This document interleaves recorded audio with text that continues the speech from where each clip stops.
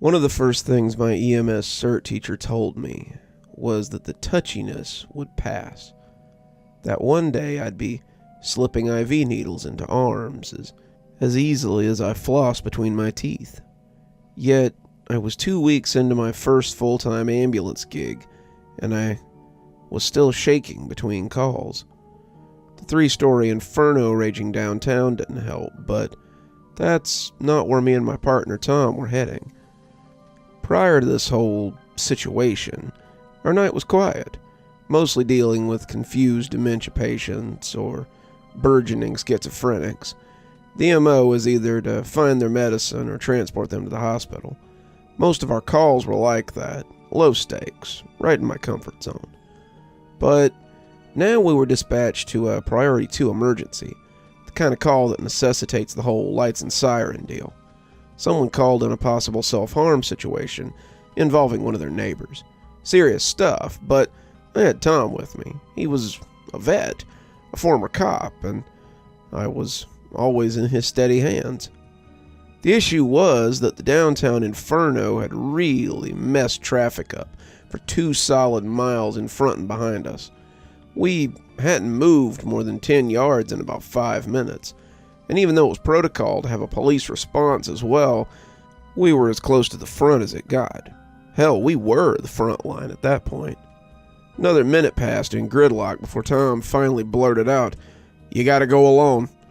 And there was really no other way. Abandoning the ambulance and blocking further fire trucks wasn't an option. Solo responses were rare, sure, but it was necessary in desperate circumstances like this. I knew it was coming, but it was the last thing I wanted to hear. Don't get me wrong, I wanted to go. Deep in my heart, I would be willing to lay my life down for a patient. I wanted so badly to be that type of cool, methodical mind that entered an emergency situation and eased their patient back from the brink. It just hadn't come to me yet.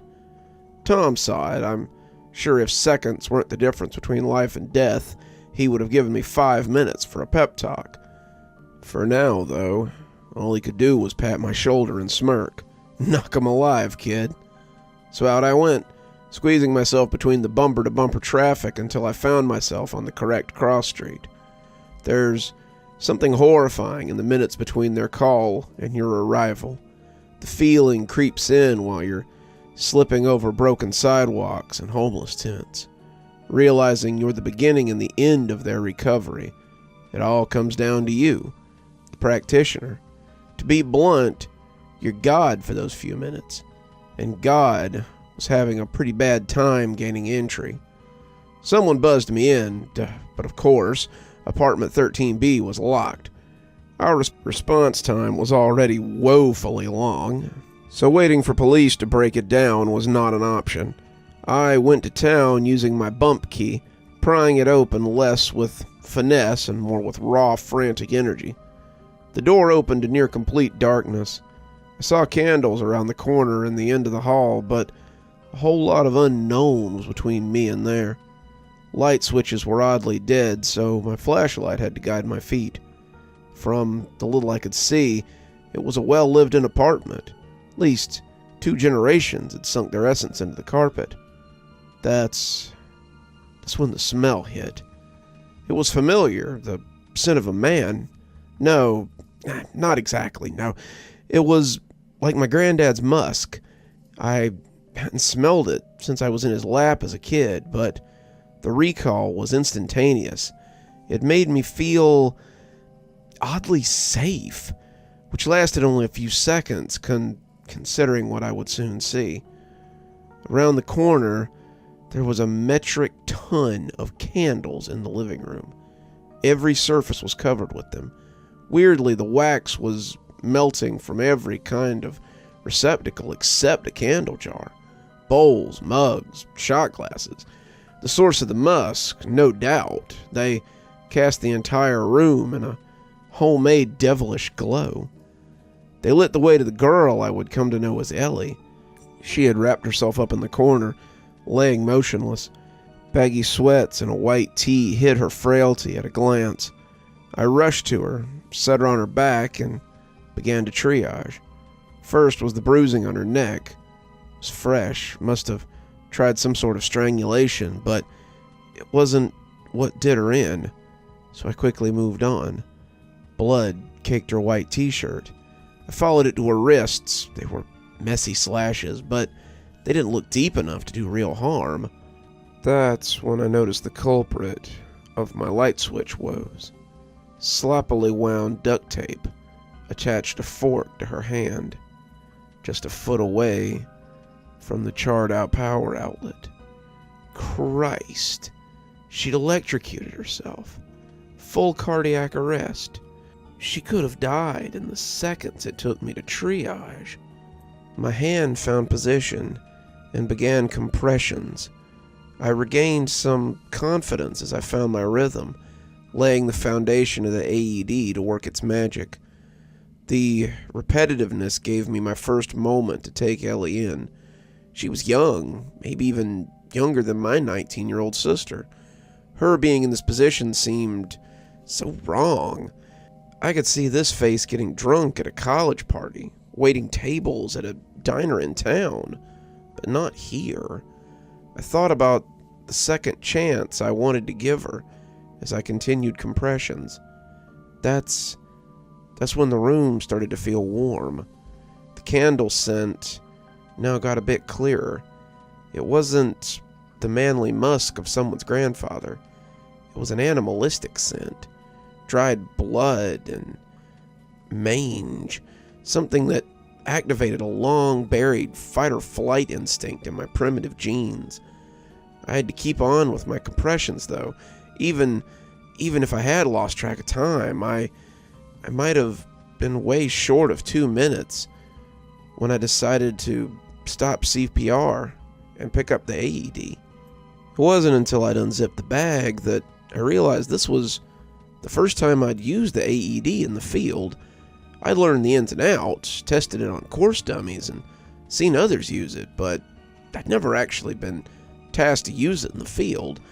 I pulled up her shirt and applied the wire pads, again feeling a warmth that sent a bead of sweat down my neck. Finally, me, the naive idiot, decided to turn it on. The flames of the candle array now burned twice as bright. They licked high enough to start to uncover some of the shadows against the wall, revealing scraggy-looking wallpaper. No time to admire the settings, though. I waited patiently as the AED robotically counted down and administered the first shock. It picked up heartbeat rhythm automatically, but I still used my fingers to feel her absent pulse directly. It remained still. No response. Desperate, I repositioned my fingers as I checked for a pulse, and I didn't find one. Of that I was supremely confident. My fingers wiped some of the blood from her wrist as I did.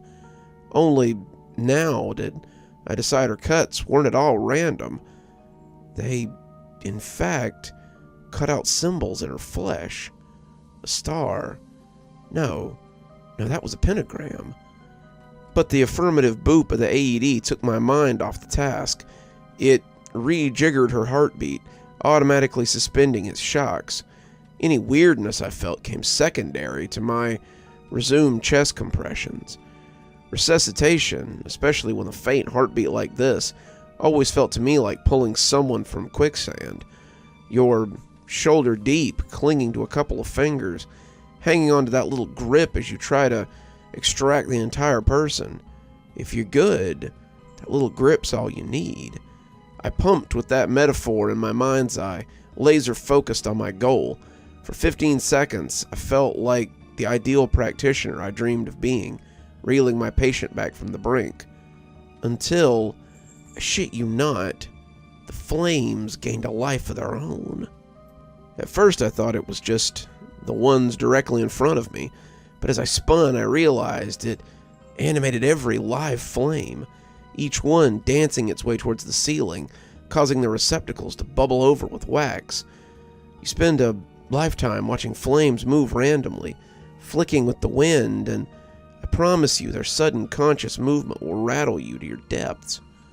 A full red light illuminated what I now realized wasn't wallpaper. It was blood-inked writing. overlapping scrawls of mantras over every wall and even possibly the ceiling.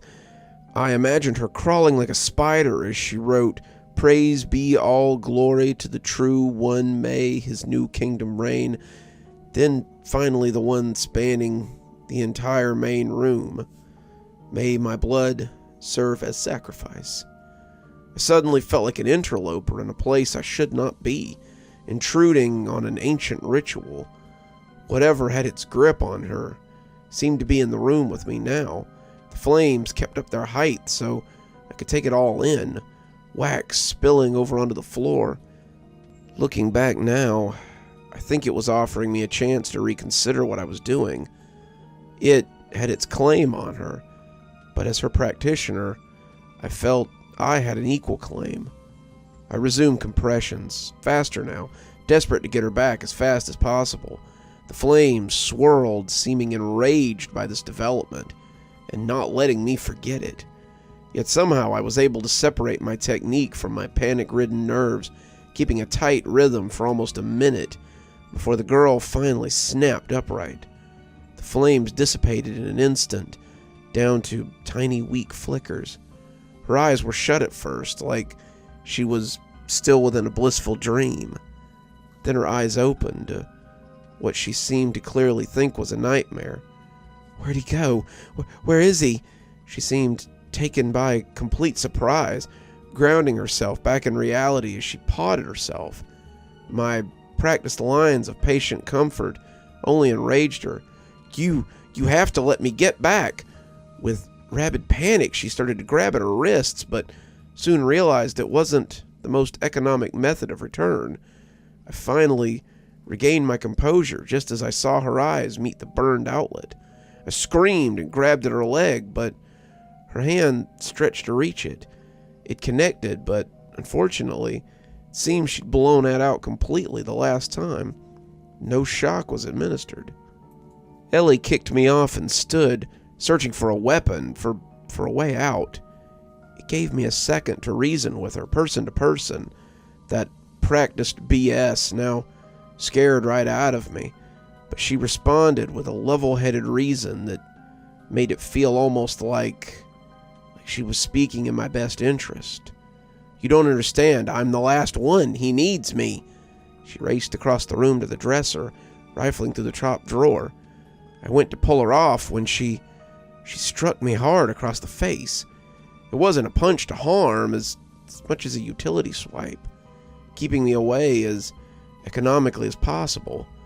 I was a few feet away when she pulled the knife from the drawer. There wasn't any fanfare, no waiting to see the horrified look on my face. She just sliced it as fast as she possibly could. I don't remember if it was 2 or 3 good hacks before Tom rushed in to tackle her. In one swoop, he was able to pin her while cleanly plucking the blade from her grip. Blood pooled as he steadied her flailing arms with ease, getting the one she had sliced into the open. "You okay?" Once we had established that I was at least physically unharmed, I got back to work wrapping her wrist, stopping the brunt of the blood flow. Tom reinstated order to my rapidly deteriorating nightmare. As much as she wailed and cried in that first minute, she settled completely as she was padded up and restrained for transport. Her dead eyes followed me back and forth across the room as I spoke to the police officers that had arrived, burned into my scalp even when I turned around. She seemed to have come to a realization, something that set her at complete peace even here in the reality she had been forced back into. Stupid me, I reasoned that maybe I'd given her a new lease on life, something she would cherish. Stupid. That was a week ago. There were 5 total ritual suicides that night, aside from Ellie. All were successful. The first was a young artist who burned herself on a pyre, setting her warehouse studio aflame. That was the inferno that caught Tom and I in the traffic heap. My first patient died 2 days later. He was a 12-year-old boy suffering from asphyxia after eating some mislabeled Chinese food. An EpiPen was administered by his mom, but it wasn't enough. We arrived in time and got the epinephrine IV in. However, his heart responded in a bizarre fashion. It began to rapidly slow with the increasing dose. He wasn't just dying, it was like I was killing him. He died so fast it took his mom 2 minutes to realize. The longest 2 minutes of my life. 1 is a fluke, but 6 are a pattern. 5 more of my patients would die, some with completely non-life-threatening conditions. My supervisor comforted me after the first, but things darkened quickly from there. Despite the fact that I was investigated and could not have done anything different, I was suspended indefinitely.